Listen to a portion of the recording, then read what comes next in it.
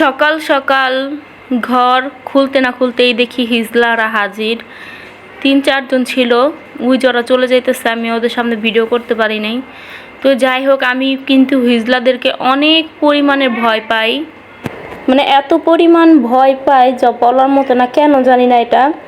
যাই হোক, ওদের তো কোনো মান সম্মান তো নাই, মানে কি বলবো। আমি কিন্তু আলাপ পাইছি যে হিজলারা আসছে, আসার পরে আমি তো জানি যে আমি বাচ্চা অনেক বড় হয়ে গেছে, আবার ওরা তো টাকা নেয় ঠিক আছে, কিন্তু গেট না খুললে তো ওরা আসতে পারবে না।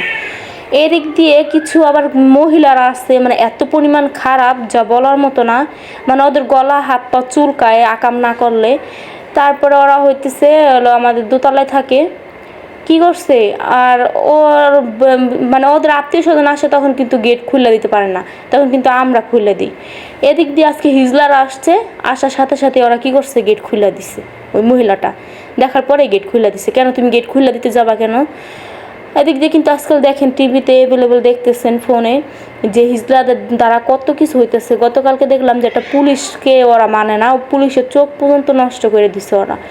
কিন্তু এদিক দিয়ে কিন্তু এই জন্য মানে আমি ওদের প্রতি অনেক একটা ভয়। আর এদিক দিয়ে ঘরে আমি একা থাকি, যেহেতু কেউ নাই, আর কেউ কিছু হলে তো ফ্ল্যাট বাসায় কেউ ঘরে তো কেউ আসে না। এদিক দিয়ে আমি হিজলাদের সামনে আমি কান্নাই করে দিছি ভয়ে। তারপরে হচ্ছে আমার মানে ননদকে ফোন দিই, ফোন দেওয়ার পরে আবার আমার সে তো আসে না, সে পর্দা করে। সে না আসায় কী করছে, তার শাশুড়িকে পাঠাই দিছে। মা এই অনেক বুঝাই টুঝাই বলতেছিল যে ওরা গরিব মানুষ, সেটা নেও। বলতেছে না যে বিনা দাওয়াতে যদি আসে তাহলে নাকি শুধু শুধু খাওয়ানো যায়, কিন্তু যদি দাওয়াত দিয়া, মানে আমি যদি আরও 2 সপ্তাহ 1 সপ্তাহ পরে টাকা দিই, তাহলে আমার 3-4 হাজার টাকা দিতে হবে, এটা বলছে। তারপর আমি আরও বললাম যে আমি ঘর ভাড়া দিই নাই, এটা সেটা অনেক কিছু বইলে ওদের ম্যানেজ করতে চাইতেছিলাম। ওই মহিলাটা করছে কি, মনে হয় মহিলাটা দালাল না হলে ওই মহিলাটা কেন এত ওদের পক্ষে কথা বলবে। বলতেছে যে ওরা তো টাকা নিবেই, আর হচ্ছে টাকা দিতেই হইব, আর 500 টাকা কি ওরা কোনোদিন নিবনি। এটা বলার পরে হিজলারা তো ডিমান্ড করে বসলো যে মানে 2000 টাকা কম যাবে না। পরে অনেক বুঝায় বাজায়, তারপর মহিলাটার উপর আমি রাগ হয়ে যাই। রাগ হওয়ার পরে মহিলাটা চলে যায় দোতলায়। এদিকে পরে আমার মা অনেক বোঝানোর পর ওরা 1000 টাকায় রাজি হয়। এখন ভাবলাম যে ঘর থেকে যদি টাকা দিতে যায় তাহলে তো আমরা মিথ্যা কথা বলা হবে। পরের দিক দিয়ে আমি মানে আশপাশে কার কাছ থেকে নিয়ে তারপর টাকাটা আমি দিই। কিন্তু ওরা কিন্তু কোনো বাপ ভাই ভালো বিপদ আপদ কিচ্ছু মানে না।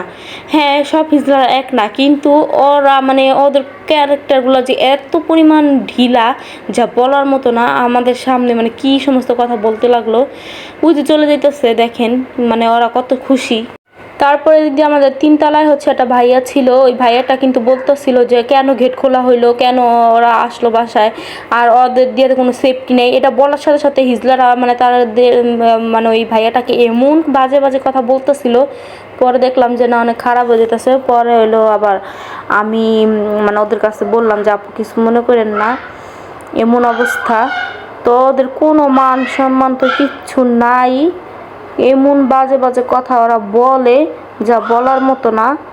আর ওদের ভাষা তো মানে কি বলবো, ওদের ভাষা যে এত মিষ্টি। আর আমি তো এদিক দিয়ে ভয়ে মনে করেন শেষ, আমি তো পুরা কান্না কইরেই দিছি যে আপু আমার মানে এরকম এরকম অনেক কিছু বলতেছিলাম যে। আর এদিক দিয়ে পরে ভয় আবার কি করছি, বাচ্চাদের বের কইরা দিয়ে তারপরে আবার ঘর তালা মাইরা তারপর ওদের সাথে রাস্তায় চলে গেছি, যে আবার নাকি ঘরে ঢুকা যায়, মানে এরকম অনেক কিছু মনে করতেছিলাম আর ভয় পাইতেছিলাম অনেক।